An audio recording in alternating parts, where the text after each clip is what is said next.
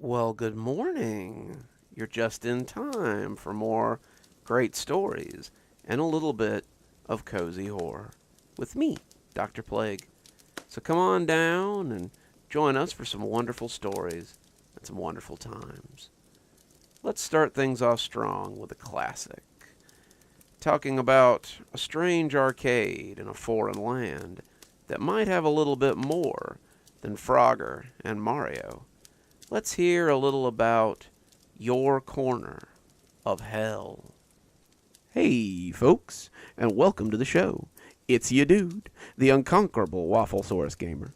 Today, I've got a real treat for you. As far as jobs go, flying free to Japan to edit footage was pretty good. I'd been the other half of my best friend's YouTube channel for nearly 2 years now, his dedicated editor and sometimes cameraman when the need arose.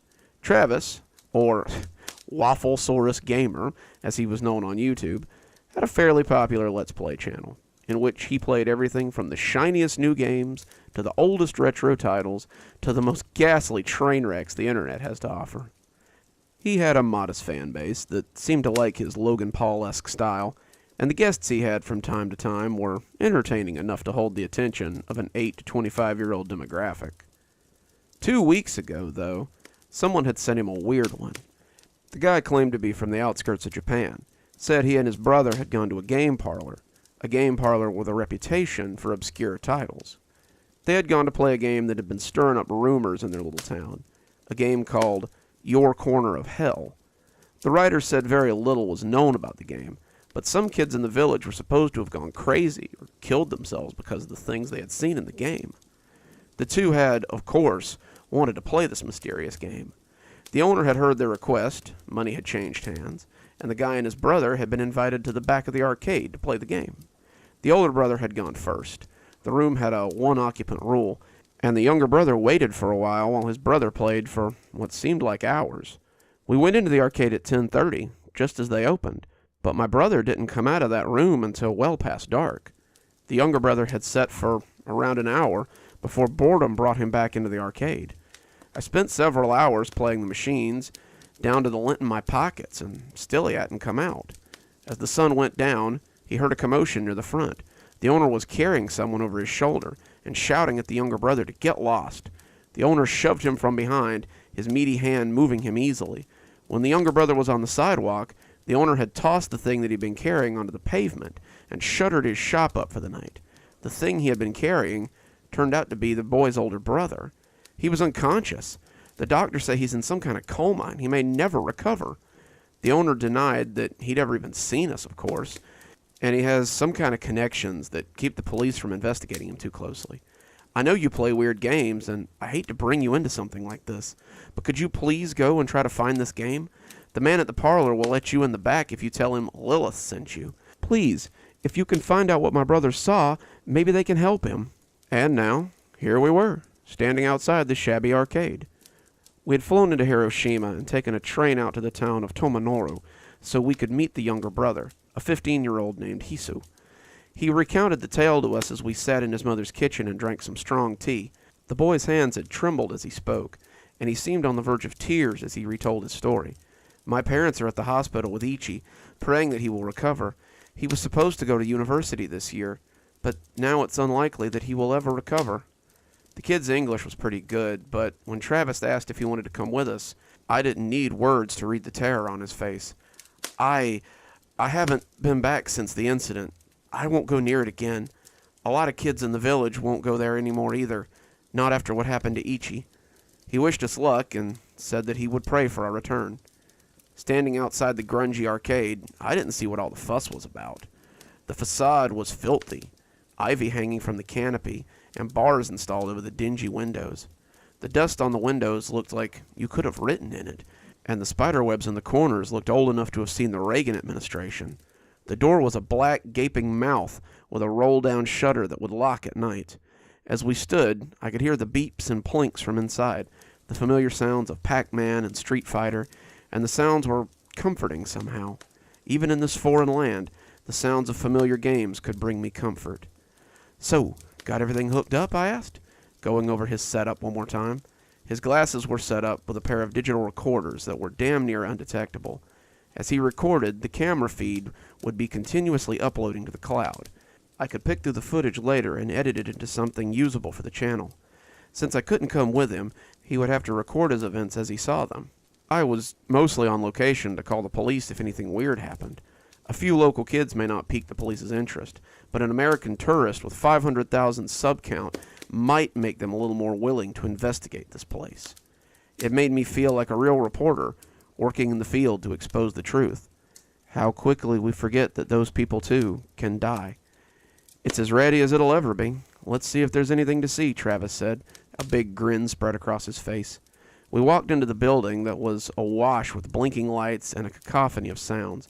Children of all ages were hunkered over the blinking machines. Others were running around and laughing as they tried to find their favorite games. I could hear the wooden chunk of a skee-ball machine, the metallic clink of an air hockey table as the puck zipped around the smooth surface, the hollow boom of a shooting game, and the pop tunes of Dance Dance Revolution. The owner had a modest collection of classic arcade cabinets as well, and even at a glance, I could tell that this was a place that made money. Standing behind the counter, looming like a monster amidst the brightly colored prizes and flashing signs, was a giant, grinning man. He was easily 7 feet tall, and nearly as wide. He had an oily mustache that sat under a bulbous, greasy nose, and his eyes were like a mean-spirited pig that loves to snap at curious children. He reminded me of a picture book I had owned as a child, Puss in Boots, and how the ogre had made me feel scared. The warty ogre had sat on his cushion in his beautiful clothes and looked down at the cat as it wove its lies. Even as a child, I had thought the look made him look menacing. It was a look that said plainly the cat was in danger of being devoured. The man spoke to Travis in what I assumed was Japanese, a language I was not familiar with, and Travis spoke back to him with relative ease. The man smiled, showing several blackened teeth, and spoke to Travis in English, though this English sounded more like European than actual American English. "Ah, an American. So word of my special game has spread that far, eh?" "Infamy, more like it," Travis said. The man's smile looked a little off after that. "You'll need to sign a waiver if you'd like to play. After the last incident, I really must protect myself from further accusations." Travis scanned the document, looking for traps, and I asked the owner about the game. "What is it that seems to be making your customers react so badly?" "Well, there are the usual rumors that surround the game. The creator died, his spirit haunts the game is actually a portal to hell. Many strange rumors surround my little shop, but I can assure you that the game is just a regular game, nothing special that need elicit such reactions." Travis had finished signing the paperwork and was ready to see this game. "Only one of you at a time, boys. You'll have to wait out here," he said, pointing a dirty finger at me as Travis stepped behind the counter. The last time I saw Travis, he flashed me a peace sign and smiled with a big grin. "See you on the other side," he intoned. Then he disappeared into the shadowy back room as I remained in the world of flashing lights and familiar sounds. I turned away from the counter and found myself drawn by the brightly colored lights and the machine's electronic blare. I spent some time playing familiar games: Tekken, Marvel vs. Capcom, Time Crisis 2, House of the Dead. I took a spin at Initial D, a very intuitive racing game, and had my ass handed to me by a local kid at Street Fighter 2. These same kids then talked me into playing Dance Dance Revolution with them, and I had a blast as I tripped along to several of the fast and bubbly songs they picked. I lost track of time for a while, enjoying myself, enjoying the company of kids half my age, who didn't speak a word of my language. When a shadow fell across us, though, their smiling faces curdled, and they scattered like birds. I looked up from some unpronounceable game that hadn't made it to America, and found the owner standing over me, 2 large men flanking him. He looked angry, his face wooden yet still smiling, and he told me to get my things and leave. I was shocked. Was he kicking me out? Had I violated some unknown rule? I had easily spent $50 in this place, and the idea that he was here to pull me out made no sense. I'm here with my friend, the one in the back. I'll leave when he finishes his... He's gone. He broke a costly machine and left out the back. Now I want you gone, too, before I call the authorities. Wait, I stammered. Which way did he go? I'm a stranger here. I don't know any... but it seemed they weren't here to negotiate with me. The two large men had me under the arms in a heartbeat, and before I knew it, I was half drugged, half carried from the shop. They deposited me onto the sidewalk with a distinct lack of grace, and the owner stood in the doorway as I got up and stood with confusion. "You and your friend are banned. Leave the premises before I call the authorities," he said, evenly, before slamming the shutter down in my face. That's how I came to be outside the dingy shop without Travis, half a world from home with no clue how to get back. I had no choice but to walk to the Hisawa residence. He was the only person I knew in Tamanoru, and without knowing how to speak the language, I was practically helpless. Hisawa spoke English, Hisawa knew the area, and Hisawa knew the people that lived in the village. Hopefully one of them could help me find Travis, and I could get him through whatever was going on so we could get home. Also, Hisawa had a computer, which I would need to find Travis. Travis had gone to the back wearing the glasses. The camera on those glasses had been uploading to the cloud for the past 5 hours. If I could link up with the cloud, I could watch the video he had uploaded and get some ideas of where he was going. That would allow me to find him and get us both back home. If only it had been that easy. Hisawa, it turned out, wasn't home. His house was locked up, and the lights inside were dark. He had probably gone to see his brother in the hospital, and as dusk began to set, I made my way back into town. I was looking for somewhere, anywhere with Wi-Fi, to access the videos on my phone. It wouldn't be as stable as accessing them from a dedicated connection, but if it helped me find Travis, I didn't care how I went about it. It was getting dark, and I started to worry that I wouldn't find him until morning. When the familiar arches of a McDonald's came into view, I breathed a sigh of relief. They had Wi-Fi, and after purchasing some food, I was pretty hungry after not eating all day, I plopped down in a booth near the back wall and made my way into the file program. The file was there, but the program had stopped updating about 20 minutes ago. That was weird, but if he had wandered off the signal range, it could be that the program couldn't get a connection anymore. I clicked on the file and got 6 hours worth of video. I gasped. Surely I hadn't been in the arcade that long. It didn't feel like I had been in there any time, but my stomach was empty, and I had been known to lose track of time when I was playing games. I ate as the file finished downloading. I had finished my food when a message popped up that the files were ready to view. The video began as we walked on the sidewalk. I heard myself asked if the equipment was working okay. We walked inside, spoke with the owner, and I could hear myself asking questions as Travis looked over the paperwork. He signed, followed the guy into the back, and turned suddenly to treat me to a last look at my worried face. "See you on the other side," he intoned, before turning back and walking into the dim back room.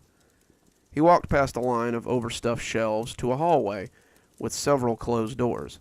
Some of the doors had shadow lights beneath them, shadowy forms doing God knew what, but the man led him to a particular door and opened it with a key.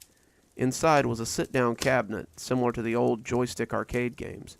The cabinet filled the room, and there was barely enough room to enter as Travis stepped inside.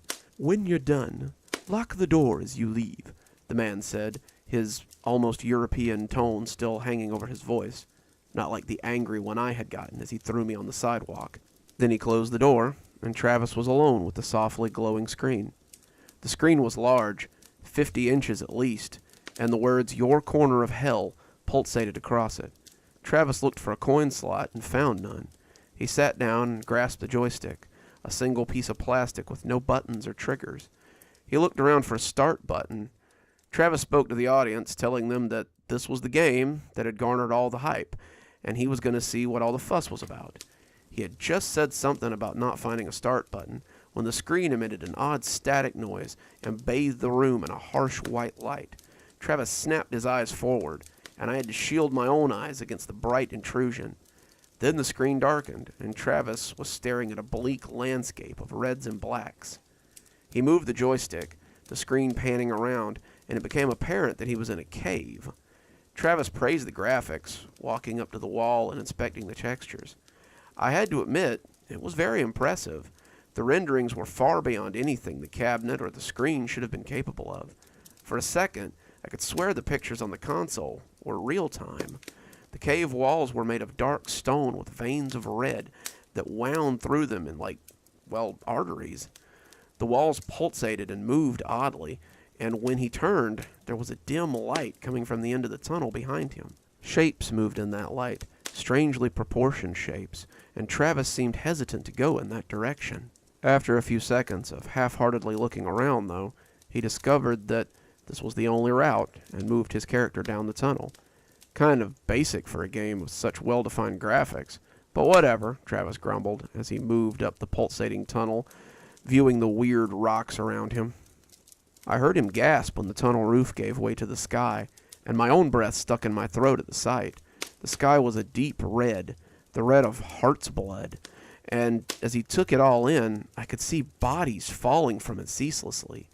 They fell close, they fell far away, and the ones that fell close to the cave splattered on the ground with sickening realism. Travis jumped back, startled as the realistic gore splattered across the ground, and I heard him use a word that would have definitely got us demonetized if I wasn't going to edit it out later. I reached for my earbuds as a family lumbered past on their way to the bathroom, the squelching making my stomach flip over a little as it erupted again and again. I didn't want anyone to hear these sounds. Hell, I didn't want to listen to these sounds when it came right down to it. As I slipped my earbuds in, I heard Travis mumbling about the level of gore as a body landed a few feet from him and burst like an overripe fruit. He seemed more intrigued than angry, though. Then, as Travis watched the body, it got up. Its limbs popped grotesquely back into place, and the naked humanoid, bald and sexless, got up and stumbled away from the site of its landing. It ignored Travis, stumbling across the dark sand that covered the ground.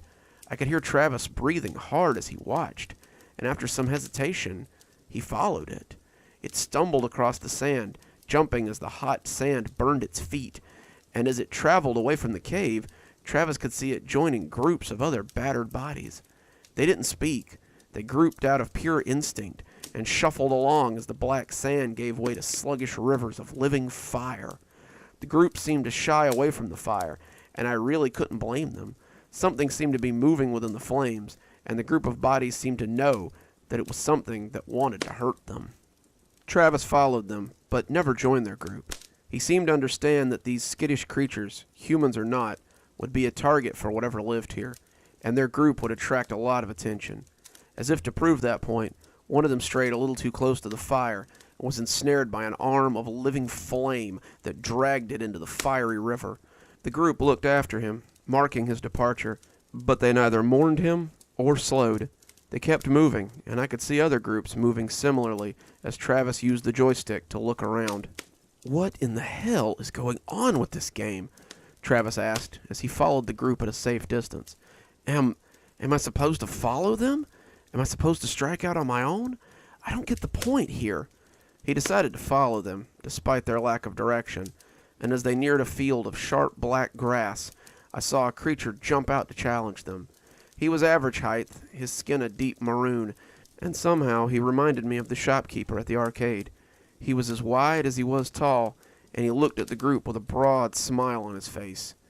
It was a distinctly gobble-you-up sort of smile. It spoke to them in a strange language, completely ignoring Travis as he moved in for a closer look, and some of the creatures stepped forward hesitantly to stand near him. The rest stood their ground, unsure of the stranger or whatever he was offering. It didn't matter. The nets came flying from the grass then, and the creatures yelled in a very human way as they were captured. Some tried to flee, others were resigned to their fate, but none of them tried to fight back. They were sheep, and soon they would be rounded up and taken to wherever it was they were bound. They made piteous noises as the nets fell over them, which seemed to push Travis to action. Travis rushed at the creatures, yelling at them to get the hell away, but since he possessed no weapons, he attempted to run his body into them and stop them from taking the struggling humanoids. He bumped the creatures, foundering against them, and the creatures took no more notice of him than an ant. They had the group rounded up in no time, and when they walked into the grass with their prize, Travis followed them into that sea of blackness. Maybe I'm supposed to follow them, he said, his voice a little frantic. Maybe that's my goal? He moved into the grass like a blind man, losing the creatures almost at once. When he came out, he was alone in a dark world of black sand and endless miles. He traveled into the emptiness, unsure of where he was going. He moved aimlessly, the hellscape never changing, and the falling bodies never ceasing. Travis didn't follow them anymore, though. He seemed to think it was pointless, and as he moved deeper in, I could hear his breathing becoming frantic and unsure. The game was presenting him nothing but a vast world to explore, but he seemed unable to interact with it or alter it. There were no trees to punch, no shelters to make, no goals to accomplish, and the only constant seemed to be the moans of the falling bodies or the distant screams of the unseen.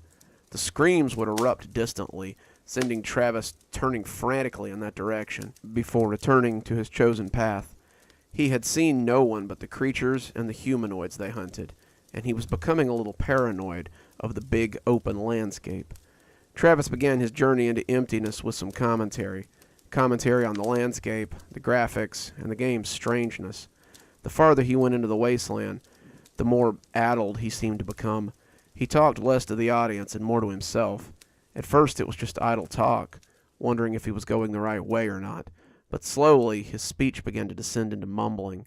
The screams were starting to get to him, and I was worried that he might be losing it as his camera panned around for what felt like the 1,000th time. I fast-forwarded a little bit. His trip through the wasteland made up almost 4 hours of the total video. When he had stopped in the desert, staring at a fixed point for several minutes, I started the video and returned to his heavy, labored breathing as he stared into the distance. He sounded ragged, as though he had been slogging for hours for real, and he just stared into the distance for no reason, intense on something. Suddenly he ran towards whatever he was seeing. The camera footage was secondhand, and I leaned in as the McDonald's crowd bustled around me, trying to see what he was seeing. Whatever it was had excited him. Whatever it was had piqued his curiosity. He ran like a man possessed, stumbling in the game as he made his way over the shifting sands towards whatever lay beyond. When the first tree of the grove came into view, I thought I knew what he had seen. When I saw what was hanging from the tree, I wondered why he was in such a hurry to get to them. The grove of dark and twisted trees came looming up from the spinning air. They weren't tall, maybe 8 feet, but each of them bore a length of rope that swung from its branches. At the end of each rope was a sexless humanoid. As Travis got close, I could see the purple bruises around their necks and the boneless way they hung from the dead trees. The grove was nothing but these grotesque wind chimes, and Travis seemed less eager as he walked into it. When the first one started screaming, I cried out right along with Travis. It came as a sudden eruption in my right ear, and my sudden yelp made a couple across from me frown and look at me oddly. I apologized, turning back to the video to see Travis studying the poor creature as it twisted on the noose. It grabbed at him, speaking in a strange language that might have been English once. It held its arms out to him, pleading for relief, or for release, or something, and Travis backed away before bolting. The forest came alive then, the tortured screams and shaking trees erupting into a cacophony and fury, and Travis began to run frantically amidst the swinging horrors. He fell suddenly, tripping over a root, and when he looked up, I heard him sob audibly as his eyes fell on a single, withered humanoid. It might have once been female, but as it was, its chest was flat, its crotch smooth, and its head hairless and lumpy. As it lifted its searching, begging face to him, I could see a single half-moon scar on its cheek. She screamed and wailed just as the others had, but there was a deep longing for release in her eyes. She begged him with her eyes, cried at him with her wailing mouth, and Travis could do nothing but stare at her as she wailed into the void. "Mom?" he breathed, his voice shaky. Travis had lost his mom last year to cancer. I had known her all my life. She had made Travis and I snacks after school, drove us places in our teens, and Travis had always been so close with her that she became like a second mother to me. How many times had I seen that scar on her cheek and wondered how she'd gotten it? Her face was still as sunken as it had been in the hospital as she lay dying, and as that screaming face stared back at Travis, I saw him snap like an over-tightened guitar string. His fists came up, and he slammed them into the screen.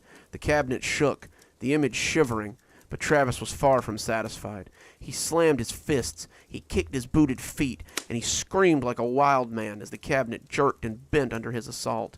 How had I not heard him? How had I been feet away, having the time of my life, while my best friend had gone through the worst trauma of his? How had I not heard him screaming? How had I not heard his fury? As the cabinet sparked and broke, I could hear him screaming the same thing again and again, and it broke my heart to hear the pain in it. Mom! Mom! Mom! Mom! The door swung open, and the arcade owner screamed at him, wanting to know what he was doing. Travis rushed the man, his smile now an angry gnash of teeth, and shoved him out of the way as he made a break for the back room. He turned to look at the store owner, and for just a moment I could see the faces of those creatures that had captured the humanoids. His gnash of teeth looked like the beast's frozen grin, and I could almost hear Travis coming to the same conclusion. He bolted for the back door, and I saw him run out into the dingy alley.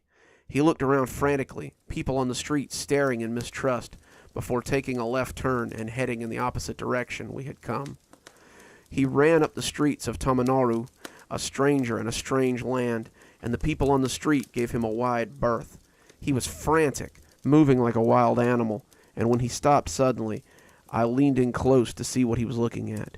He stared, seeming to stare at his reflection in the window across the street, and the people diverted around him as he just sat there, staring. I could see his small reflection in the glass, and he looked haggard, crazed even, but his face was filled with that unhinged understanding that you sometimes see in the mentally ill. "Mom," he whispered, and without warning, he rushed across the street with the blare of car horns following him. He ran up the street, never slowing, and when he came to a familiar train station, I wondered what he meant to do. He kept calling for his mother, chasing her ghost or something else that only he could see, as people moved out of his way like he might be contagious. He ran through the platform, the rustic wooden benches looking spooky in the near dark, and the people in the loading area cried out as he jumped down onto the track. I wanted to turn away, fearing what would happen next, but I owed it to him to see his end. The train came rolling up, blowing its whistle. He ran towards it, shouting her name. "Mom! Mom!" The train whistle blared, and the people on the platform screamed. "Mom! Mom!" The train lights rolled in close, a blinding corona of light in the eyes of the camera. "Mom!" Everything went white, and then suddenly dark as the video ended. I sat back, stunned, unsure of what I had seen or what I should do. My best friend was dead, a victim of this game that I still don't understand. I watched it secondhand, so maybe it doesn't have the same effect on me, but that's little comfort in the face of my friend's violent departure from life. I have nothing now. I haven't just lost my friend, I've lost my job and my means of returning home. Travis had our tickets in his bag. He had our hotel keys in his pocket. And I'm sitting on the sidewalk of the closed McDonald's now, unsure how to proceed. I don't know what Travis saw in his last minutes of life, but I pray it wasn't his shrieking mother that hung from the skeletal tree of that damned game. All I can do is tell my story and hope that some of you will have answers. All I can do is warn you not to play this game, as enticing as it may seem. Travis would want his death to mean something. He would want his sacrifice to be more than just another Let's Play or a creepypasta. I pray that if the land in that game is real, Travis didn't become one of those falling things that came from the sky. If there is a God, I pray that he took him somewhere better. Transitioning to another favorite hobby, we go from video games to some hiking and cave exploring. Though, I can assure you, the cave exploring is impromptu at this point. So let's learn a little bit more about what happens within the circle. I like exploring. From state parks to virgin wilderness, I love being out and seeing things. I used to go alone a lot, just communing with nature and really roughing it, but thankfully on the day in question, I had someone with me. Jake hadn't wanted to go, had said he had a bad feeling about it, but I insisted. Jake is kind of a shut-in, and I thought that some fresh air and sunshine might help him come out of his shell. Plus, it was spring. Who doesn't like hiking in spring? We were hiking in North Georgia, a state park I won't name so you don't go looking for it. It's beautiful out there. There's a river running through the gorge, places to swim and picnic, rock walls to climb if you're feeling bold, a lot of nature to commune with. We had just come to the end of the usual trail, the river continuing on, even if the marked trail didn't, and Jake looked at me oddly when I didn't turn around and go back. "I want to see what's up ahead," I told him. I had never been beyond that, but I'd always wanted to. "No way," he said. "That's out of bounds. The sign says there are holes or unstable terrain or something." So? "So it means it's dangerous. I know you're all about exploring, Chuck, but I'm not going to die today." "Oh, come on. It's just a little further. Don't be a wimp." He looked like he wanted to go back, but my heckling had gotten the better of him. Just a little. Okay, but if it looks bad, we turn around. Understand?" Yeah, I said, waving him off as I went past the sign and onto the unmarked trail. The signs were needless anyway, I thought. Georgia's swampy in some places, and sinkholes and subterranean caves aren't that uncommon. We'd just avoid the soft areas, and we'd be fine. I'd read online that there was a waterfall at the end of the trail, but I'd never seen it. Some hikers said that it was beautiful, that it went all the way back up the cliff, which would be a pretty long drop for a waterfall. I wanted some pictures for my travel blog, and as we walked down the trail, I just knew this was going to be a hike we'd both remember for years to come. I must not have been watching where I was going, because all the warning I got was a little cracking sound before I was suddenly in free fall.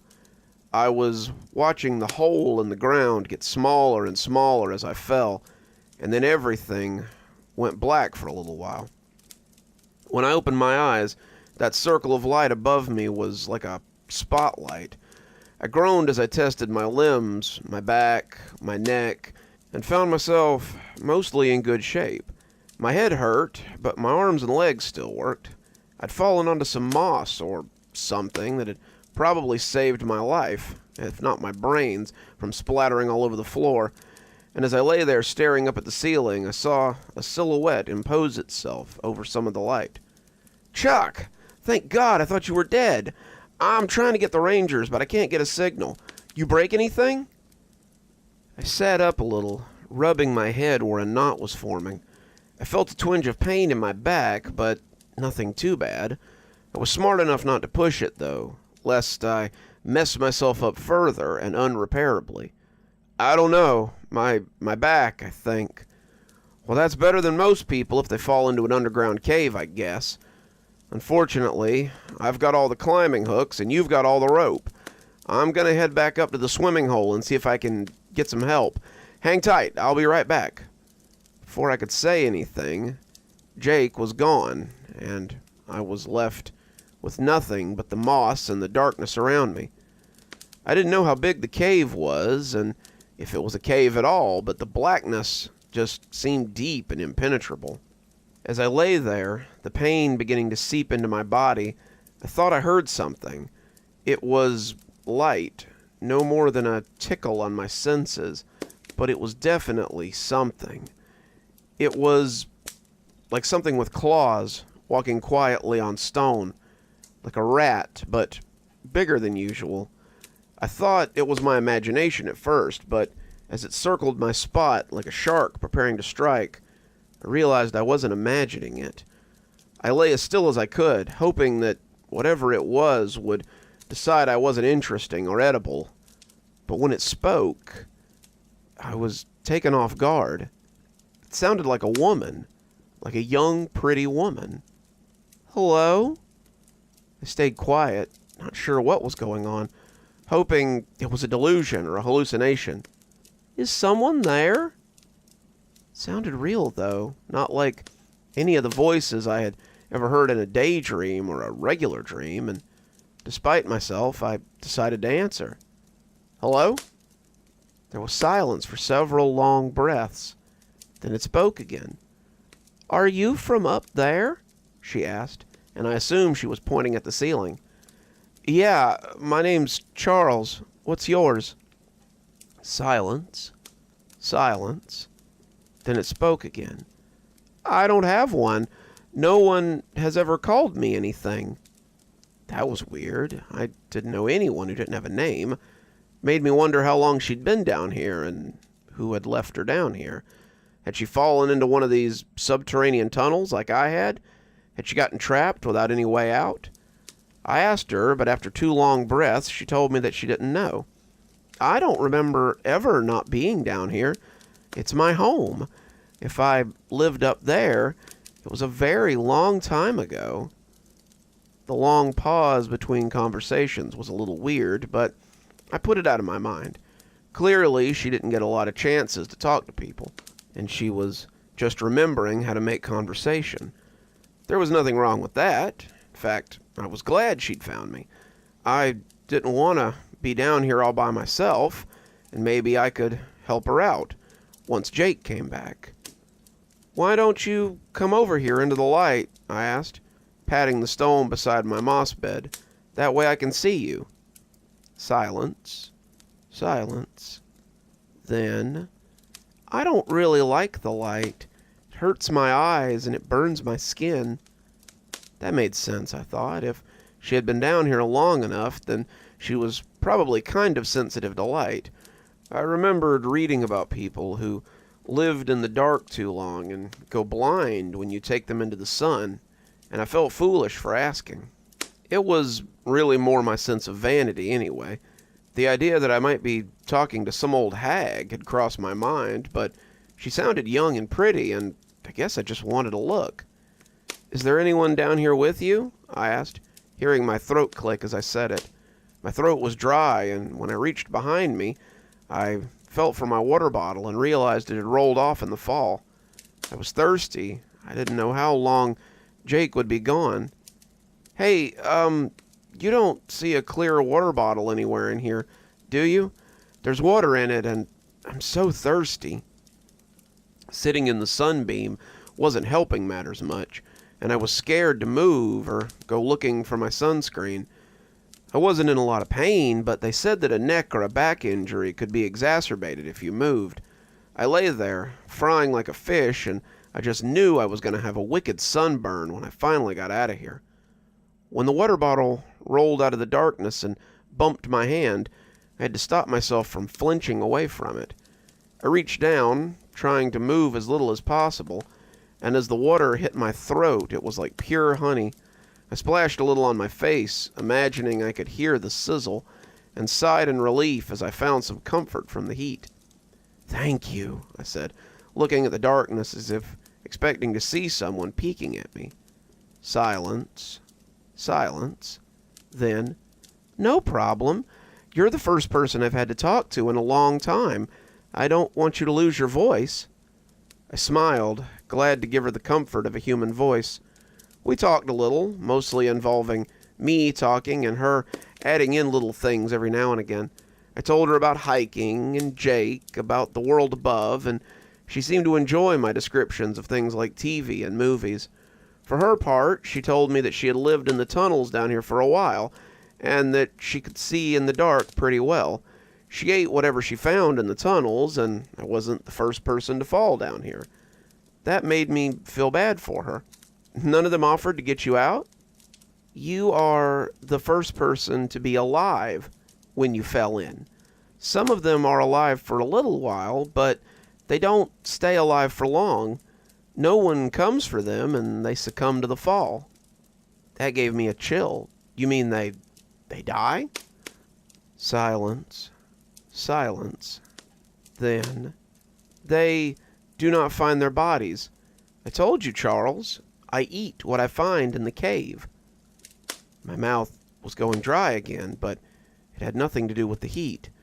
She just admitted to being a cannibal, but I suppose one couldn't hold that against her either.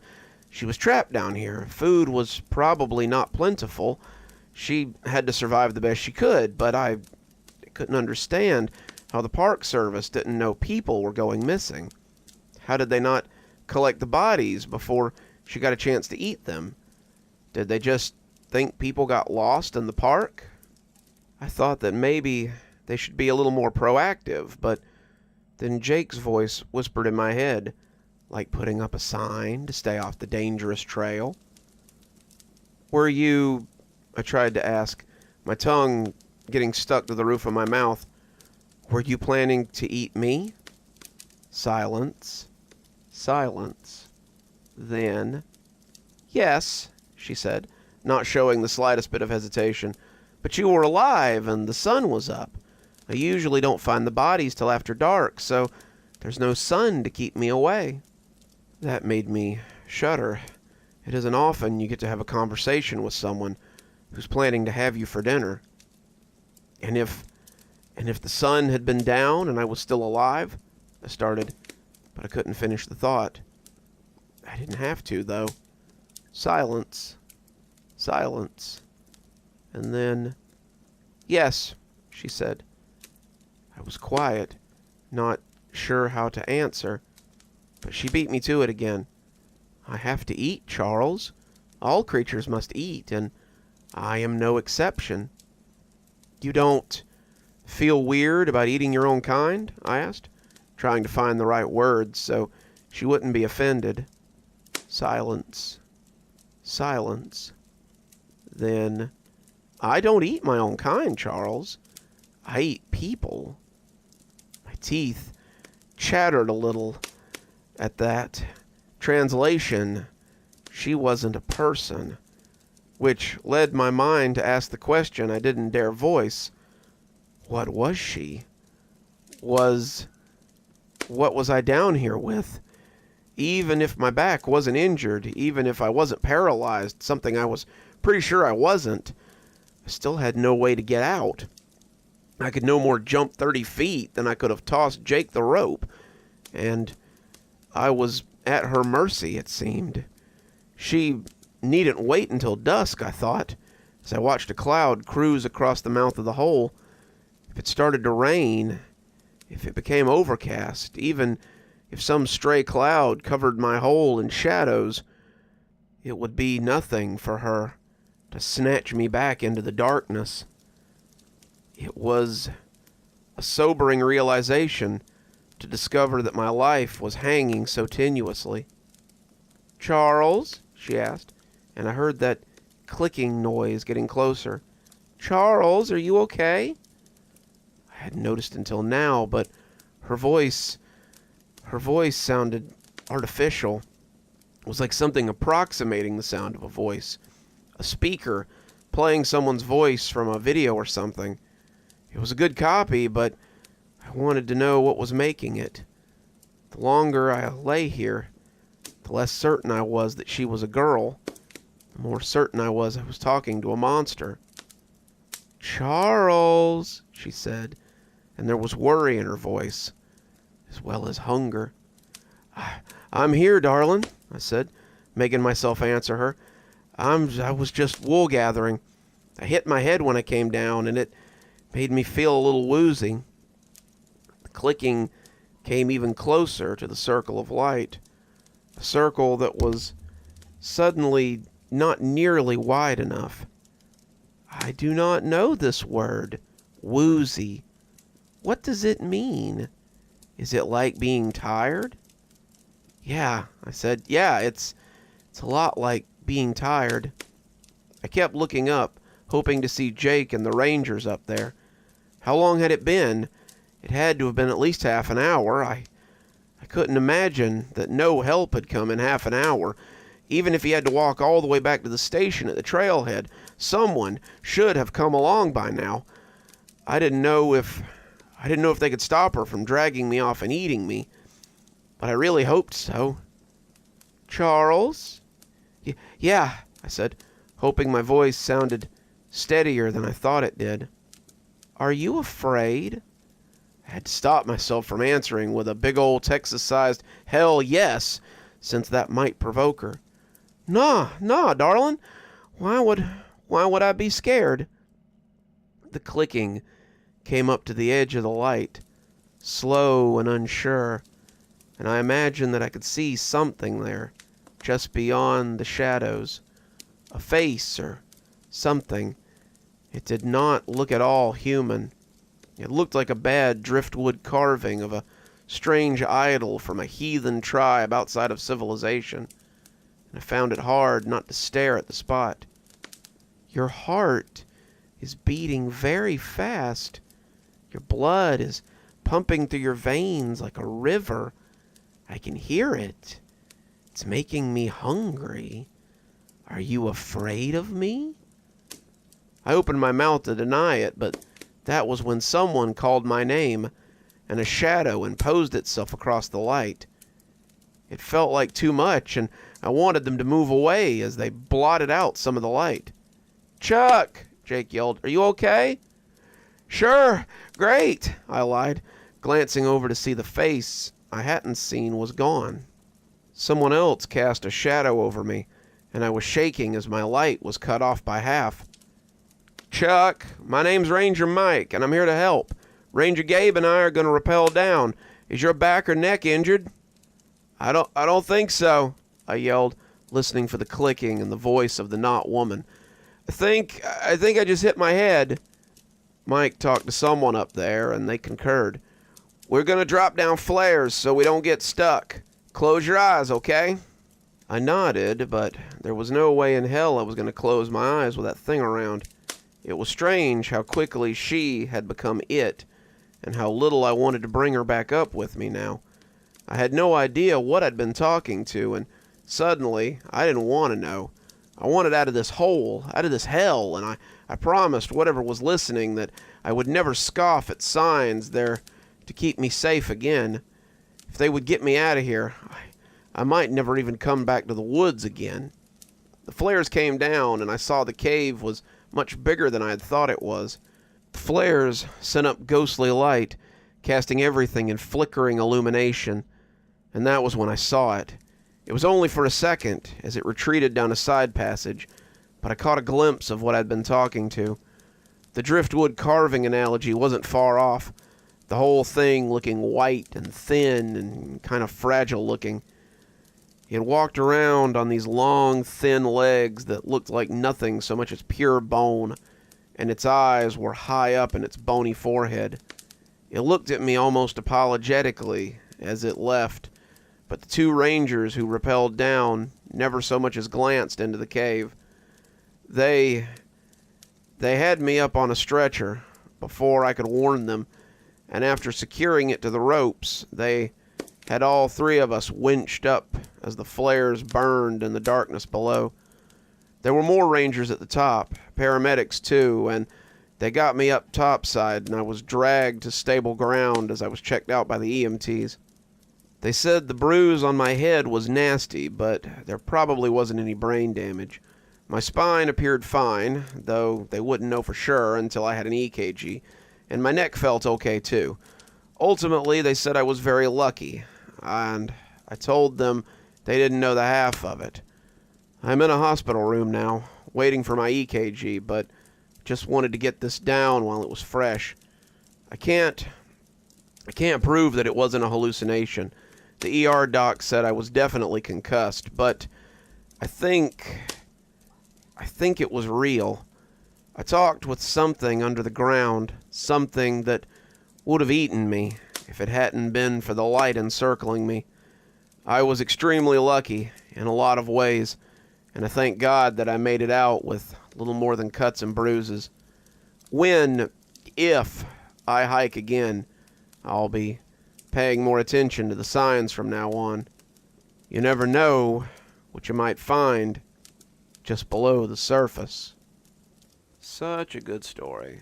Makes me look forward to camping again, getting back out in nature, as soon as this last cold spurt puts itself to bed for another season. But, speaking of time in the woods, let's hear a little story about some less than enjoyable time spent in nature. Let's hear about why I left the woods. "Yeah, it's just me here tonight," I said as I washed up a few dishes. The darkness outside seemed held at bay by the big floodlight on the pole.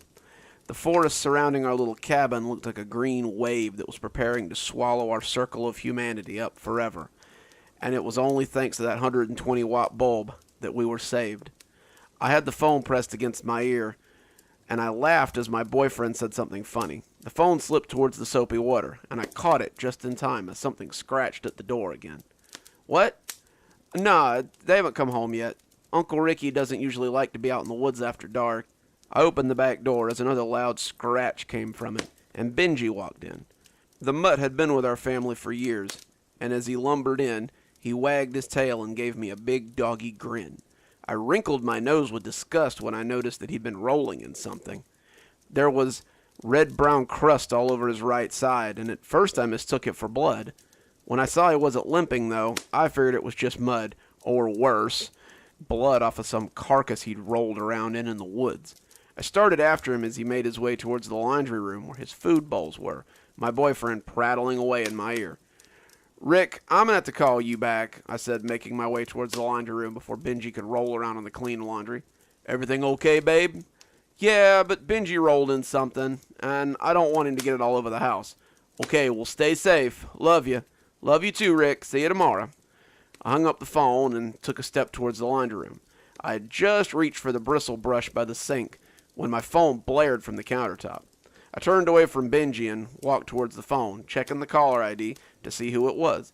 Brad's smiling face was plastered across the screen, and I picked it up on the third ring. I figured it would be them telling me they were on their way and running late. I didn't get 3 words out, however, before I was immediately buffeted by a wall of static and Brad's frantic voice yelling as he cut in and out. I held the phone a little away from my ear, like it might explode. "Hello? Oh, God, thank God, Rach. I need you to call the sheriff right now." His tone was equal parts terror and fury, and I was immediately worried. "What happened? Is everything okay?" "Uncle Ricky's hurt pretty bad, and Dad's not in the best shape either. Dad says to call the sheriff and get an ambulance. Lock the door until we get there." "Brad, what happened? Do it, Rachel. We'll be there in 5 minutes. Don't open the door for anyone until we get there." Then he hung up on me, and I was left looking at the silent brick. I tried the sheriff's office, but the phone just rang and rang before connecting me with static. The phone number for the ambulance did the same, and by this point, I was starting to get scared. Was there a problem with the phones in town? Had some disaster happened out in the woods that spilled over into town? As I went to lock the door, I saw the familiar headlights of Dad's old pickup coming up the driveway. I flung it open instead and went to help them. Dad came out of the back, hoisting Uncle Ricky under the arm, and Brad hopped out of the driver's seat and ran over to help him. Uncle Ricky hung limply between them, and I could see at a glance that he was not in good shape. His flannel shirt and jeans were covered in blood, and though it was hard to tell, I thought his left arm might be gone. Dad was covered in blood too, but it looked like some of it might be Uncle Rick's. He had 4 long claw marks running through his left eye, and it was swelling too badly for me to tell if the eye still worked. Brad shouted at me to get the door, and I complied as all 3 of them came running into the living room. In the light, it was easy to tell how bad Uncle Rick was. His arm was gone. The sleeve had been used to make a tourniquet around the stump, and his breathing was shallow as he lay on the couch in a state of unconsciousness.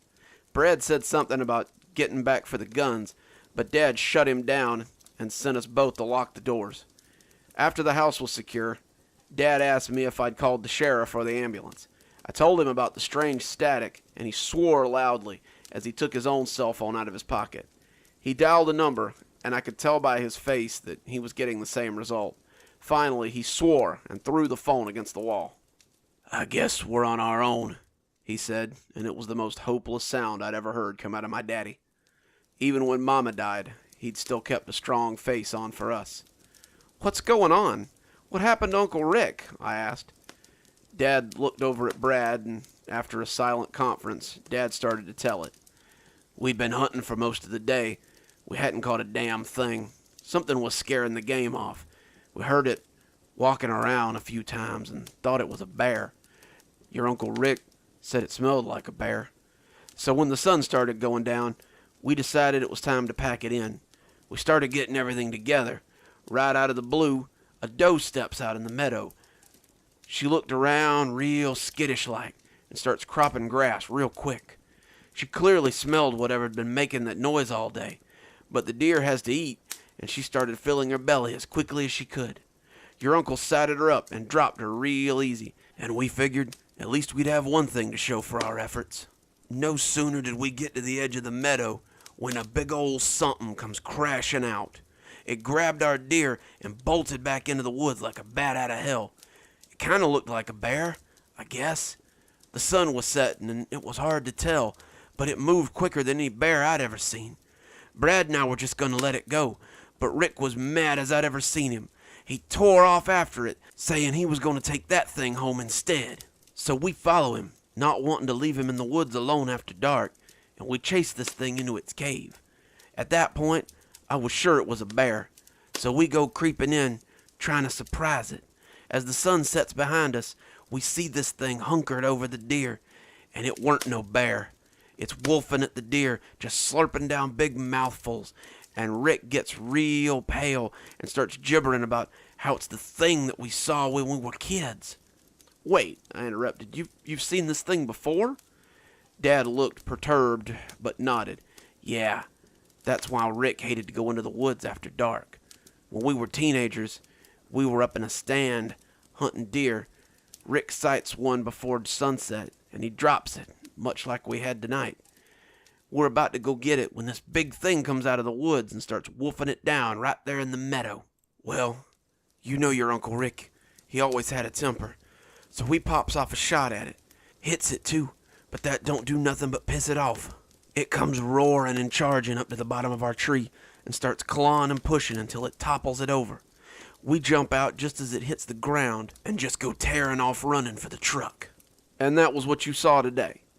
Well, Dad hedged, it was almost dark when we shot the deer, and we never got a good look at it. All I know is that's what chased us out of the woods, and Rick wouldn't go hunting with us for the next 3 years after that. He paused for a minute to make sure I was out of questions before continuing his story. So with Rick gibbering, this thing looks up and sees us. I swear to you that it came up on its hind legs and walked like a man as it ran at us. Rick pops a shot off, probably just panic fire, but it just shrugs it off and lands on him. I saw his arm, rifle and all, go into its mouth, and I heard it crunch as it bit it clean off. Rick starts screaming, and we all start yelling. Before it can finish him off, though, Brad and I pepper it 4 or 5 times with buckshot. It must have dazed it, because it rolled off of Rick with a loud shriek and stumbled back towards the cave. It sounded like a man screaming, Brad said, and Dad nodded before going on. It starts flailing around in pain, and we grabbed Rick and start dragging him back towards the truck. This thing came after us, and it sounded like it was crashing through the trees the whole way. We couldn't move very fast. Each of us had an arm under Rick as we drug him along, and I swear it would have had us if it hadn't been for Benji. My blood suddenly ran cold. Benji? Yeah, poor little guy. He's been with us the whole time. He didn't seem to want anything to do with that thing, but when it jumped on us again and raked my face, he started growling and lunges right at it. I hear them tearing and snarling at each other, and we just hightailed it back to the truck. It's a wonder we ever found it in the dark. Poor old Benji. He sacrificed himself so we could get away. Both Brad and my dad looked forlorn, but I just shook my head. No, he didn't. He's right here. Dad gave me a funny look. What are you talking about? He came wandering in not long before you guys did. That's when I remembered the blood on his fur. There was no way he could outrun the truck. Hell, the only reason I hadn't questioned it was because I had forgotten he had gone with him. I looked back towards the kitchen door, and it creaked open as Benji's friendly grin poked through the gap. He strolled into the living room, his fur still a mess of blood and mud, and glanced around the room as his tail wagged and his big old doggy smile stretched across his face. When he stepped up on his hind legs, I thought for sure I was dreaming. Benji leapt across the living room, and when he hit the couch, he was no longer the cuddly mutt we'd all come to love. He was 200 pounds of sleek black fur and raking claws that reduced my family to a spray of blood and screams of mercy. I fell back from the scene, covering my eyes with my hands to block it all out. I could still hear every bone-wrenching yank, every blood-splattering swipe, and every watery gurgle as my family had their throats torn out. I was numb. My mind shrank away from the scene before me as I backpedaled until my back hit the wall of the cabin. I curled my knees up to my chest and put my head against my knees as I sank to the floor and waited for it to be over. I didn't care at that moment whether I lived or died. I only wanted it to end. I could feel myself crying as the living room became a killing field. And when it finally ended, I could hear the overpowering bray of my explosive sobs. My sobs stopped when I heard heavy footsteps walking towards me. I didn't look up. I didn't want to look up. But when the creature's hot breath puffed against the top of my head, I pulled my face away from my knees despite myself. His blood-smeared face was inches from mine, and I quickly buried my face against my knees again.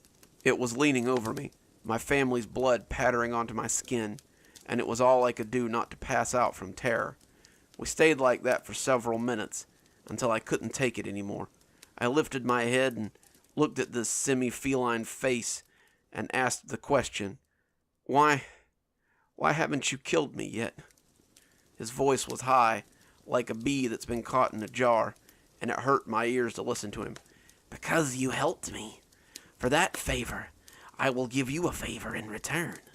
Leave my woods before sunset tomorrow, and I will allow you to continue to exist. Stay, and you will share the fate of your kin. Then he turned and walked out of the house on 2 legs. I was gone before the sun came up. I threw my clothes in a bag, took the pickup my brother had been careless enough to leave the keys in, and drove. My phone rang a few times, but I ignored it. The hardest was when Aunt Clara called, but after 3 days, even she stopped calling. They likely assumed I was dead too. I sold the truck before I left the state, and haven't looked back. I drove until I couldn't see the forest anymore. I drove until I couldn't see 3 trees grouped close enough to obscure anything. And when the desert stretched out before me, I finally stopped. I'll make my life here now. I have no intention of ever leaving the desert again. I don't know what forest this creature calls its own, and I never want to find out. We're past the midway point now, but don't worry. There's plenty more wonderful stories to come, like this one, about a writer who fears he may have gone a bit too far, and it may have ultimately ruined him. So, turn your volumes up, and let's listen close for the whispers.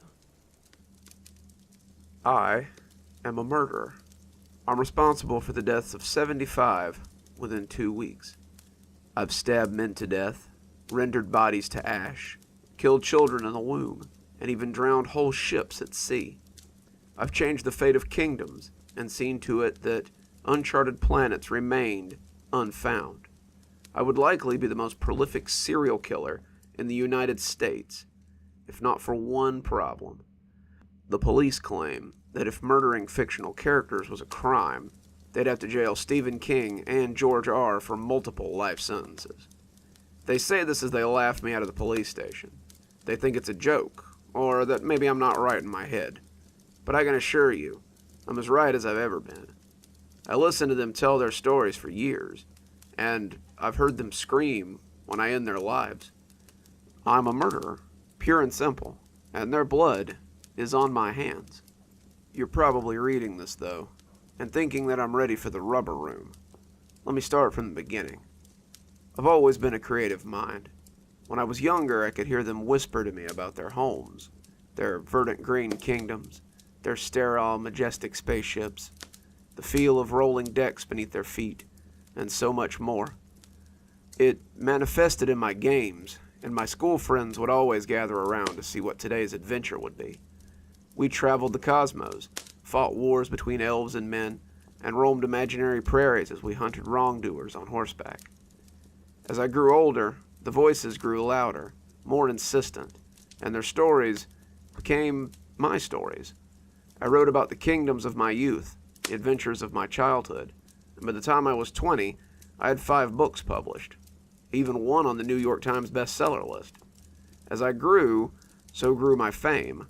My writing was prolific, and all the while the voices told me their stories. I took my readers to fantastic places, and their patronage allowed me to live quite well. By the time I was 30, I had a home and a family and enough published work to fill a bookshelf.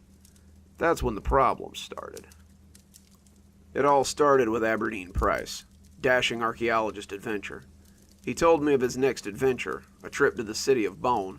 However, I was working on something else at the time, and didn't want to divert efforts away from my current project. So I wrote some notes and promised myself I would sit down and give him some time when I was done. This apparently wasn't good enough for Aberdeen.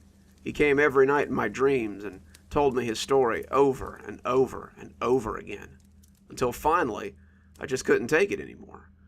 I stopped what I was doing and diverted all my attention to writing his next book. It was a hit, a bestseller, and the biggest mistake of my life. You see, this showed the voices that they could get what they wanted by badgering me.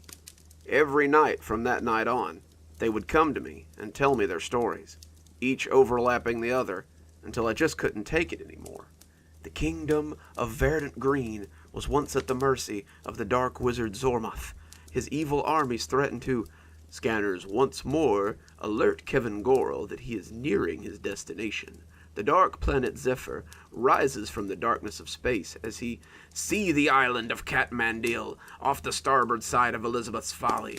The shore is quiet, but Captain Cree can once again see the natives amongst the trees as he hears his quarry. The elusive Dr. Burton will strike again this night, and I will be ready to... Their voices towered in my mind like the screams of children as they tried to make themselves heard. That was my first mental breakdown, and my worst. My wife arrived home in time to save me from bleeding to death. They put me in an institution for 3 weeks after that. Lisa thought it was all the strain of my busy writing schedule. The strain of writing so much must have just become too much for you, she said, as she stood by my bedside and looked down with pity for her poor, brilliant husband. She had no idea. The worst part wasn't the IVs or the sedatives, the shitty TV, or the staying in a room for 24 hours a day, the sounds of sorrow from down the hall, even the constant itching from the healing cuts on my arms. It was the week and a half I spent with my hands in restraints. Without my hands, I couldn't write. Without writing, there was no way to stop the shrieking harpies in my brain from driving me insane. It took me a while to convince them that writing was a kind of therapy for me. The battle was made all the harder by my wife's constant arguments about how the writing had put me here in the first place. After a week and a half of no change, they had begun to see that I might be making some sense. I began to write again, and the changes were noticeable. I started sleeping, became less hostile, finished my meals, and a month later I was ready to go home. The voices started ramping up again almost immediately. By this point in my career, I had 7 stories running on and off. That's a lot of voices trying to be heard. I tried to keep up with them, but I could feel my sanity slipping again as they screamed for my attention day and night. By my 2nd week home, my wife was ready to have me committed all over again. I'd stop sleeping and would lock myself in my study for days to make the voices stop for even a few minutes. That was when my first murder took place. That's not to say that no one had ever died in my stories. Characters die in stories. That's the nature of storytelling. But this was the first time I'd ever deviated from the path set forward by the voices. Detective Sam Umbridge was coming to the climactic end of his latest crime novel, and the shootout with the killer was becoming heated. I had meant to write that Dario West, the antagonist of the novel, was struck by Sam's bullet as he leaned around the doorframe. Before I knew what I'd done, though, I had written the death of beloved gumshoe Sam Umbridge instead. I had moved on to the next sentence before I caught my error, but it was too late by then. He died in my head with a gut-wrenching scream, and just like that, his voice was mercifully silent. For a moment, all the voices were silent. It was as though they had all seen what I had done in my manic state. I cleaned up the draft a little bit before sending it off. Sam and Dario had killed each other in the shootout, and Sam had died victorious. Fans hated that Detective Sam Umbridge would never make another appearance on their shelves, but they accepted it. The end was widely praised by fans and critics alike, an all-around success. My agent even called to congratulate me on the climax of a much-beloved series, and asked if everything was going all right with me. Last time we talked, you sounded as though you were a little shell-shocked. I guess I wasn't shocked now that I think of it. The process really made me think. Why not kill what was driving me crazy? I didn't have to kill them all. just enough of them to make the voices quiet down a little. Like any prolific serial killer will tell you, it's hard to stop once you've started. Before I quite realized what I'd done, I'd ended them all. I ended my 8-book fantasy series with the death of the entire court and the eventual fall of the protagonist in his order. I watched as Kelvern Gorel flew his ship and crew into the phantom night where certain doom awaited, and he would never be heard from again. After sinking the ship of his arch-rival, I had the Spanish Armada sink Elizabeth's Folly with all hands aboard, while Captain Cree floated atop the waves after taking a sword to the belly. I dropped a tomb on the head of Aberdeen Price, the one who had started my descent, and made the ruins he was exploring his own tomb in turn. I killed them all, one by one, and the fans were livid. How could you just kill them? Why wouldn't you simply end the series on a high note? Why did they all have to die? I toyed with the idea of ending their series, but I knew that it wouldn't work the moment I thought of it. They were never my stories in the end. They were only my stories to tell. If I left them alive, they would always want one more adventure. Killing them was all I could do to stop my descent into madness.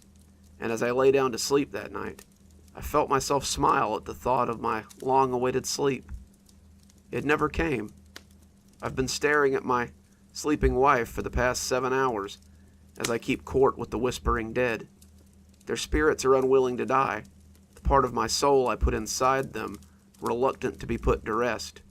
It's only now that I see the folly of my actions. The dead, you see, are not to be satiated with adventures or the continuing joy of existence. They moan, they wail, they bemoan the lives and the loves that were taken from them. At first, it was only for me that I wept. Now I see that this curse won't end with me. You see, I was watching my daughter as she played in the park yesterday. She played in the sandbox, her dolls and her brother's action figures out on an adventure of her own creation. I watched her going about her games of make-believe as I sat in a daze. When I asked her about it over lunch, she told me a story about knights and castles, people hunting for dragons, and brave warriors protecting those in need from harm. It was a story just like the ones I had made up as a kid. The kingdom was similar to the one I had left in ashes. I beg you, anyone out there who hears the whispers, don't pass the gift to others. It must end with us, and never darken the mind again. I must keep my own vigil now. I must watch my own daughter now, before the madness takes hold. I can't let the whispers have her too, even if it means the death of another of my creations. I won't let the madness have her. One last story. Then I think it might be time for me to get a little shut-eye. But don't worry, I saved one of my favorites for last. When it's your time to go, how do you want to be buried? Would you want to be in a graveyard for the rest of your life? Have your ashes scattered somewhere?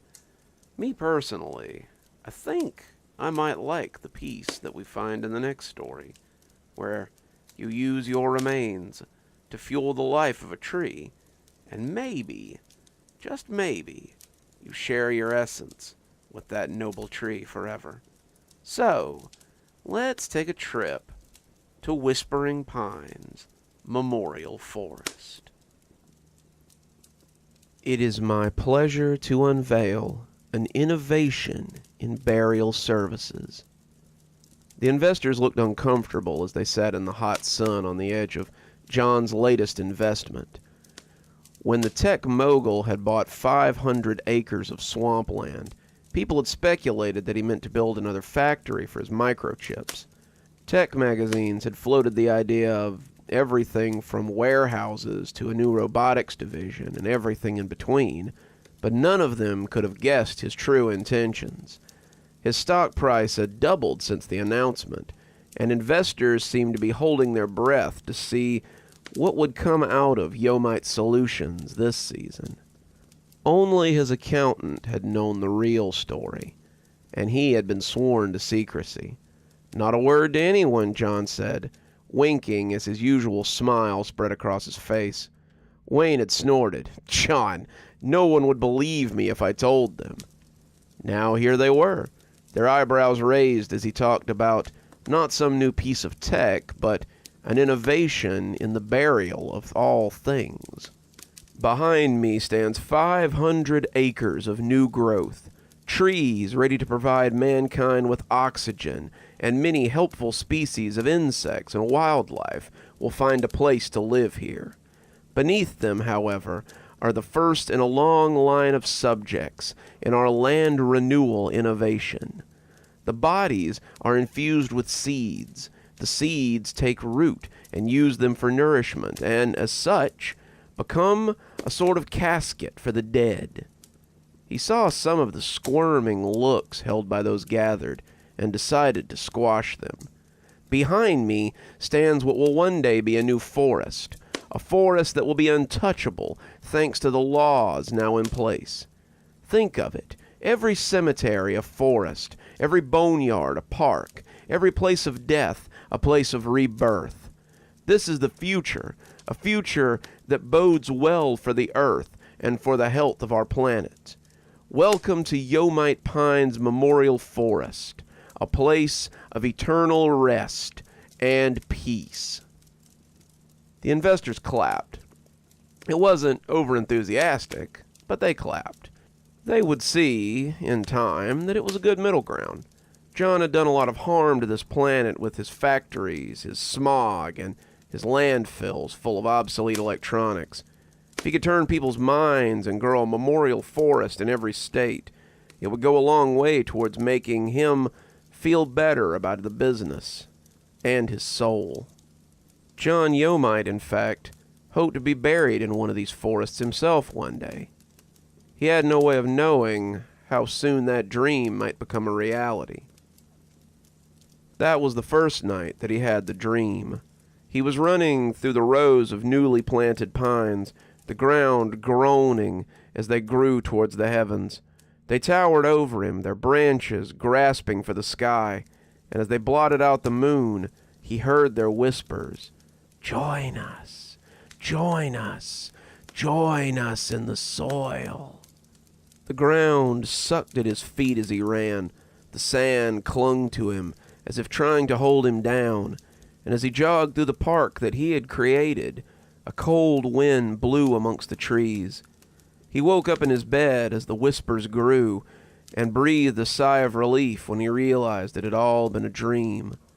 Did the water in his morning shower look a little darker as it went down the drain? Were there leaves in the pocket of his sleeping shorts? Was there maybe even some mud he overlooked on his arms and legs? Maybe, but if there were, John didn't see them. He shook it off his nerves as he got ready for the day, but it wouldn't be the last time he ran through the trees by night.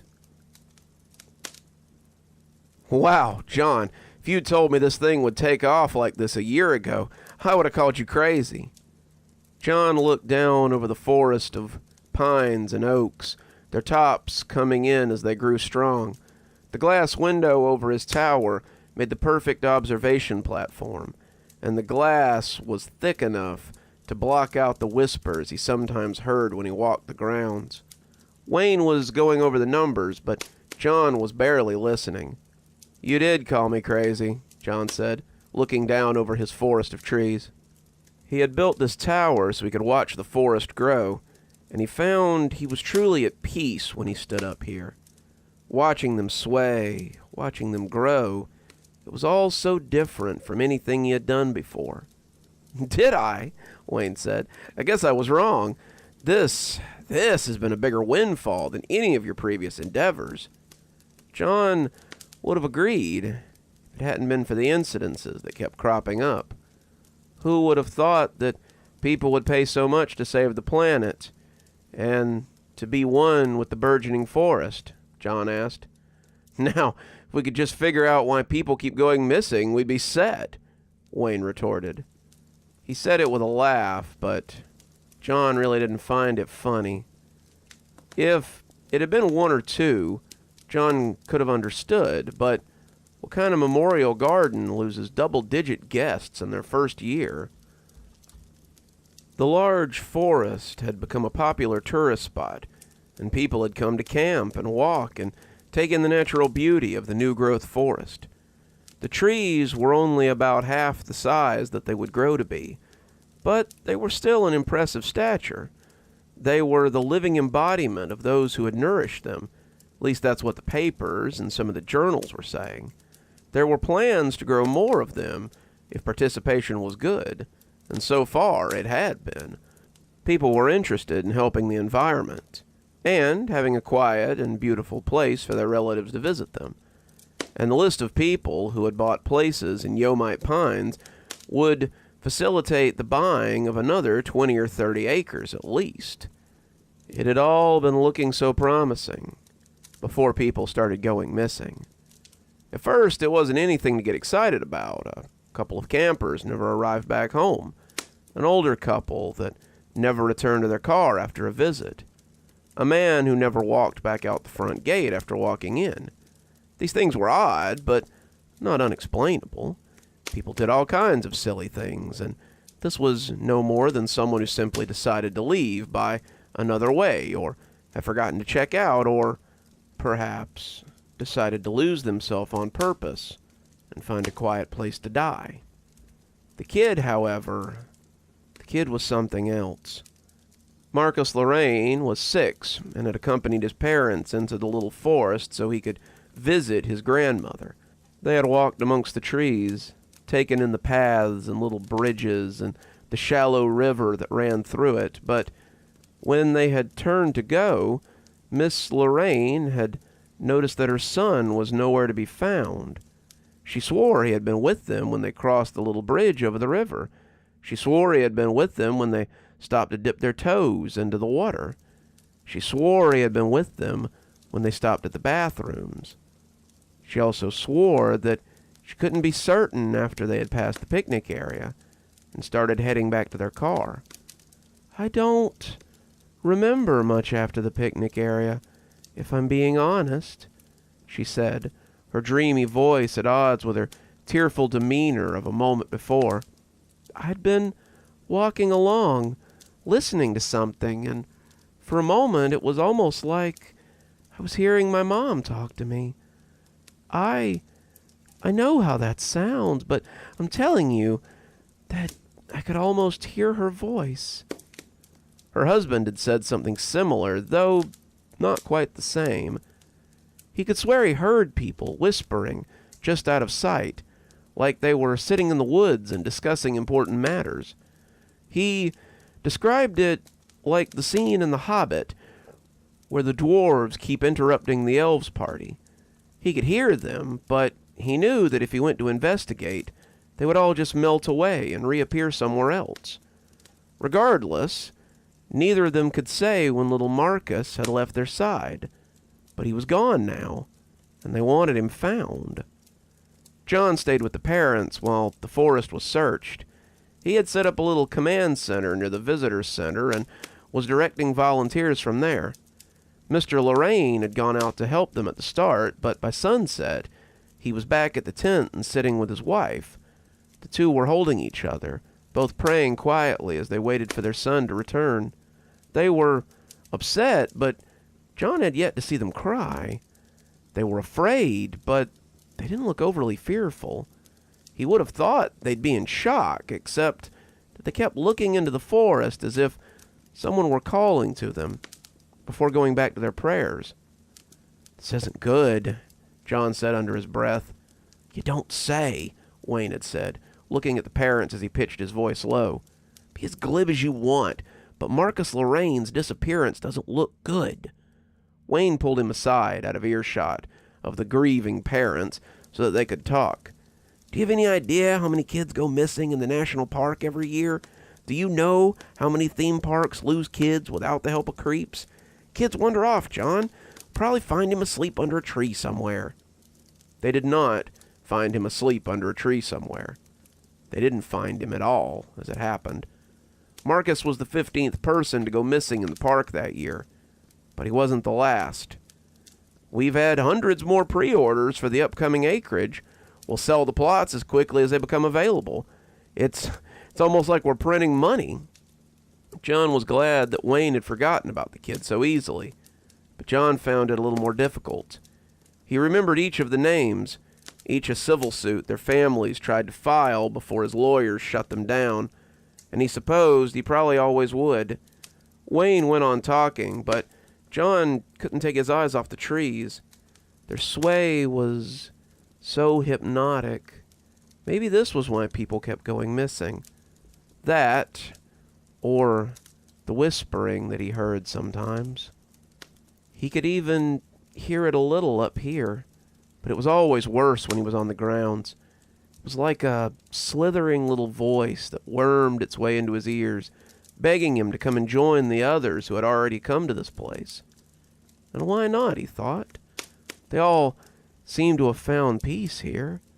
Everyone seemed to find peace here. Maybe that was why so many of them came here too. "How's your mom?" Wayne asked suddenly, and the question jarred him back to reality. "Some days better, some days worse. She's fading, but she's going out slowly."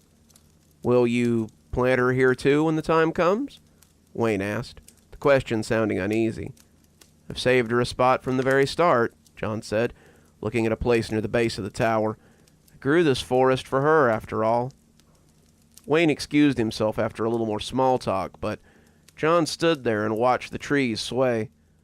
Who wouldn't want to be laid to rest in such a peaceful place? It's an honor to stand here and ring in a year since the opening of Yomite Pines Memorial Forest. The crowd applauded excitedly, but as John stood looking out over them, all he could hear was the wind through the trees beyond them. They were all pines here at Yomite Pines, somehow or another. Mighty pines that grew lush and deep green in the hardy soil. In about a year, they had grown past the projections put forth at the start, and John now stood beneath towering trees that had been little more than half-grown saplings 2 years ago when he'd begun planting. He shuddered a little as something else rustled against his subconscious, but he put it aside, like he always did. It was just nerves, after all, just like the dreams. I'm proud to say we've incorporated another 100 acres, 50 of which has been donated by the North American Wildlife Foundation to help with the deforestation efforts. Of those new 100 acres, we have already filled 50 of them with fresh growth and new remains. The Yomite Pines Memorial Forest will soon be a forest stretching across the newly reclaimed land, and our world will be better for it. The applause from the crowd was much more enthusiastic than they had been last time. The thought of a forest of dead people had been a little sickening, a little spooky too, but now they were behind him. This reforestation project was a big hit, and people were signing up for plots in the hundreds. Though Yomite Pines might be a big hit with the people, John was beginning to have reservations about the project. It had been 6 months since Marcus had disappeared, and now his mother and father were also missing. John had once liked to stroll out here, just taking it all in and soaking in the peaceful landscape he had created. He had been on one such walk about 2 weeks after Marcus had gone missing, when he had seen Mrs. Lorraine walking down the path towards him. Walking might have been a stretch. Shelley Lorraine was wobbling like a drunk, and as she came towards him, she looked as if she were barely in the world. He called out to her, asking how she was doing and if there was any news on Marcus, but it took 3 such calls for her to look up and acknowledge him. "Huh?" she finally said, shaking her head as if she'd been sleepwalking. "Oh, Mr. Yomite, She seemed to mumble through what she was before answering. "As well as I can be, I suppose." "Did you come to look for Marcus?" he asked, wondering why she was here if she was still looking for her son. The whole park had been searched from border to border, but no sign of the kid had been found. It was as if the ground had simply swallowed him up and left nothing behind. They had moved on to the surrounding scrublands, but John was certain that he had seen the mother in the park more than once. The father had come in once as well, but that was the last time that John had seen him. he hadn't come back out again after that, and John supposed he was doing better than his wife. Here she was, high or drunk or both, and John would have to tell security to keep an eye on her. "Yes," she said, looking off into the trees as if someone had called her. "Yes, it's like I can hear him when I'm here. He keeps calling for me, and I keep hoping I'll find him. Excuse me," she said, and stepped into the tree line as she went off into the towering gravestones that surrounded them. That was the last time that John had seen her. The last time that anyone had seen her, actually. The whole family had disappeared, and Scott, the security guy over the park, actually showed him the security footage of Mr. Lorraine coming in but never leaving. He asked John what he wanted to do with it, and John had told him not to tell anybody about it. He must have left in a crowd, and we missed him. There's no reason to tell anyone about this. It was a tragedy, after all, but as guilty as John felt, he couldn't have something like this sabotaged by one family. This was his chance to make amends for some of the things he had done, to make amends to the one person whose opinion mattered to him. That was the last anyone spoke of the Lorraines, but it wasn't the last John thought of them. The new acreage will be open to the public next year, once the new growth has had time to get its roots. Until then, I invite all of you to enjoy Yo-Mart Park in its fullest. They applauded again, disappearing as John waved his way off stage. Wayne was waiting for him off stage too, all smiles. Maybe it was because he was an accountant, but as long as the money flowed, Wayne was happy. "Great speech," he said, walking beside John as the two made their way towards the tower. John watched as many of the people seated there took up walking through the park, looking in awe at the trees that had been grown from human compost. "We shouldn't be letting people just walk around the park anymore," John said suddenly. "It's too dangerous." Wayne looked confused, but as John finished, he grinned like a shot fox. "How else do you intend to pay for park services and expansion?" he said, smiling woodenly. Maybe it shouldn't be expanded. It shouldn't be open to the public either. No one picnics in a graveyard. No one goes bird-watching at the cemetery. The longer we let them walk the paths of Yo-Mite Pines, the more of them will go missing. We're up to 20 this year, and it's probably more like twice that number. Something's happening here. You're too money-hungry to see it, John said, now real emotion in his voice. Wayne looked like he wanted to say something cutting, but he contented himself with a lame, says the billionaire tech mogul. John rounded on him. This has nothing to do with money, nothing to do with fame or glory either. I've spent years killing this planet with my selfish ventures, and now it's time to give back. The planet deserves a chance to heal, and I intend to give it that. Yo-Mite Pines will sweep as far as I can push it, an untouchable beauty that will heal the world. There's no reason that people should be free to wander here. The door to his car was open, and he climbed in as he gave Wayne one final withering look. I want to close the grounds by the start of next month. I don't care what it costs. Make it happen. Wayne watched him go, and he sighed as he watched him get smaller in the rearview mirror. John felt more at ease as he drove off. The incessant whispering was finally cut off, and that was good because it was getting to be more than he could take. Every time he came out to the pines, it got worse, but John still found himself drawn to the place. John dreamed about it most every night, and sometimes he woke up with dirty feet or muddy shoes at the foot of his bed. John didn't live too far from the park, but it was still 5 miles or more. Was he walking there in the middle of the night? Surely he wasn't driving, but what other option could there be? In his dreams, he walked amongst the trees, hearing the voices on the wind. In his dreams, he saw people walking amongst those trees, people who were as thin as fruit skins. They wanted him to join them, to come and be a part of them, and John found it harder and harder to ignore their call the longer it went on. He knew that one day he'd have to go to them, but until then, he still had work to do. This was a gift to his mother, after all, the woman who had been so disappointed with his actions, but had never stopped loving him. This was a final gift to her before she left the world forever. This was the last thing that he could do to make amends.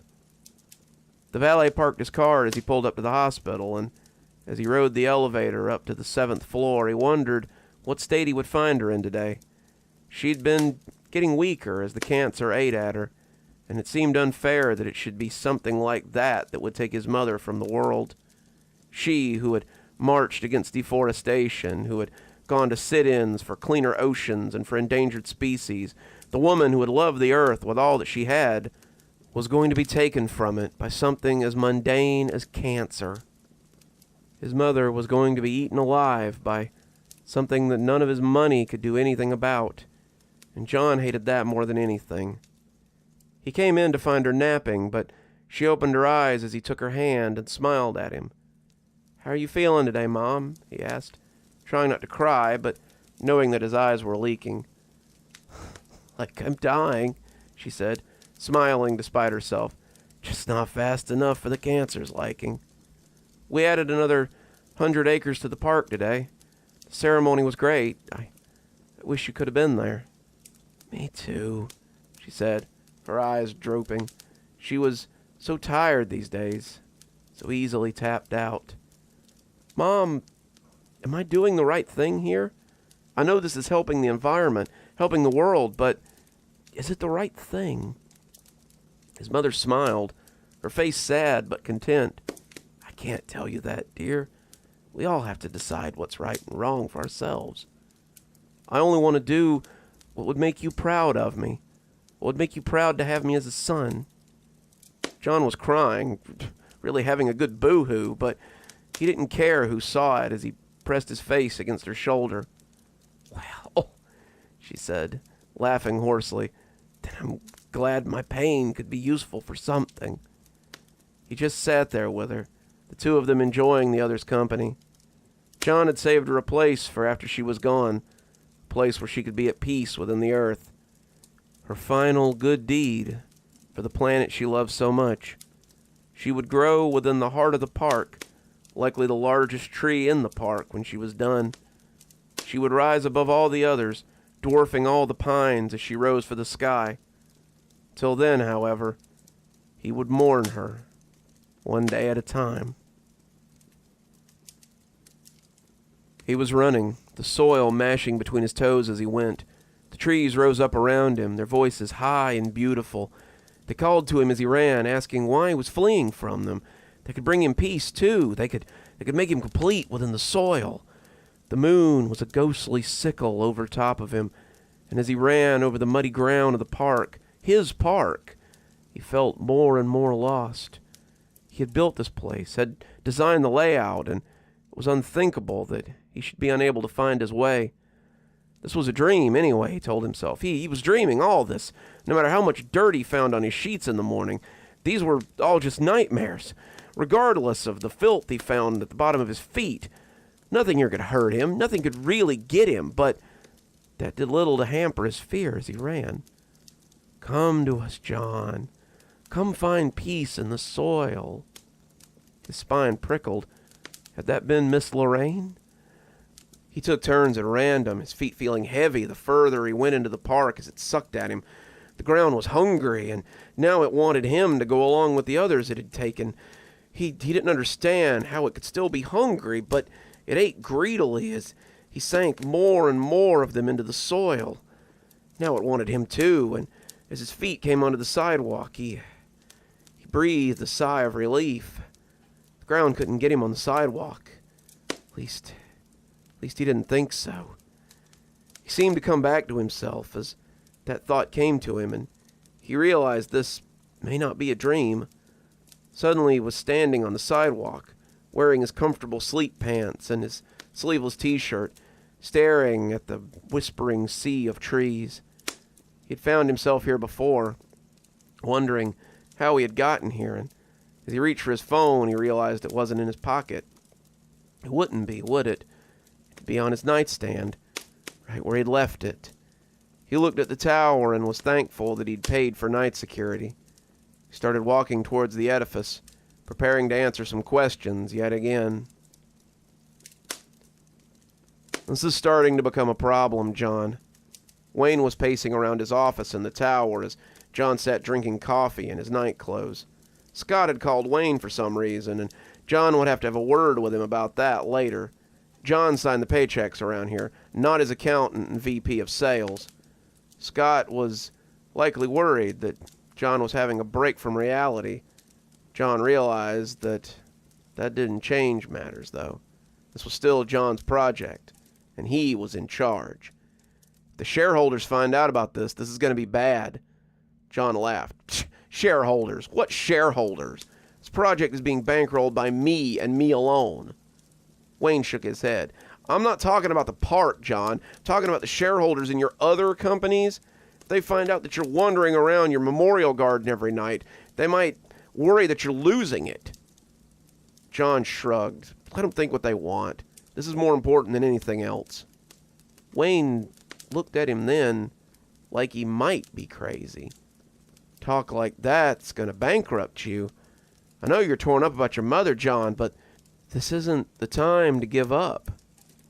John didn't say anything for a little while, staring at the coffee as it sloshed in his cup. I don't know if I want to add more acreage to this place. I don't know if I want people here or not. The only thing I do know is that this work is important to the planet, if not the people, and it needs to continue. Wayne left not long after that, and John was left to stare into his cup and wonder. Despite what he had told Wayne, he added another 100 acres to the park. Despite what he had told Wayne, the people still came to the park. They had a man-made lake now, 3 picnic areas, and enough parking for everyone buried here and then some. They also added nearly 30 missing patrons to the tally, putting them at around 60. There had been many searches of the grounds, but no one had ever been found. It had become quite a mystery, and as John drove into the park, he grimaced at the graffiti on the welcome sign. People kept spray painting "Whispering" over Yomite on the sign, and John had replaced it several times already. He'd have to get Scott to check the cameras again, though he found the name extremely appropriate.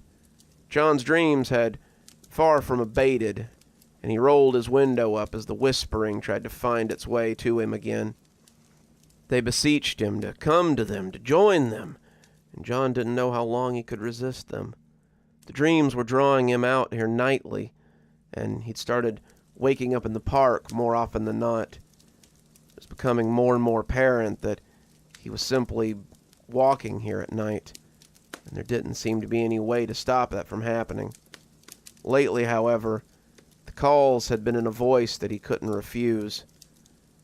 He walked into the park, sliding in his AirPods as he came through the gate, and the whispering intensified. It really was a beautiful place.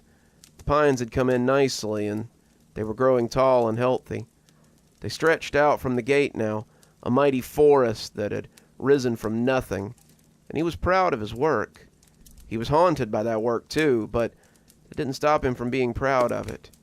He had accomplished much in the 2 years since starting, but there was still so much work left to do. He stopped by one of the trees, the one near the base of the tower, and looked down at the new growth already poking its way through the soil. "Hey, Mom. Looking good," he whispered.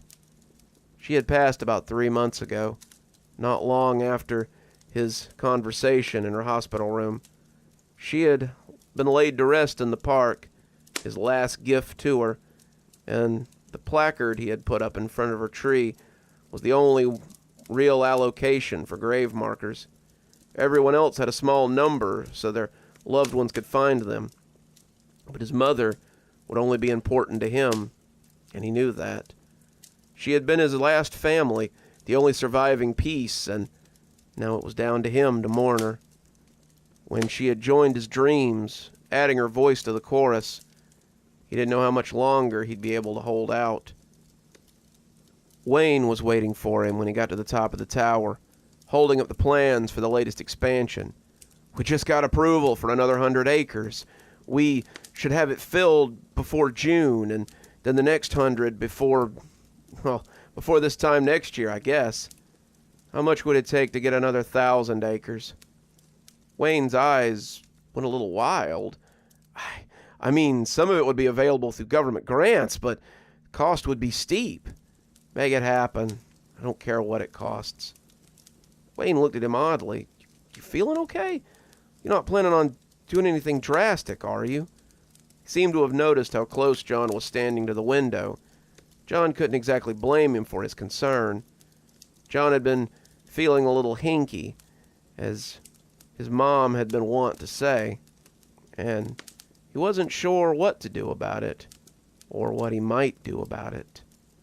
I'll get the papers drawn up, Wayne said, rolling up the survey charts. I talked with Scott about the sign, too. As usual, they can't find anything on the cameras to blame it on. Just kids out for a little helling, I guess. John nodded, but it's pretty clear that Wayne couldn't hear the whispers.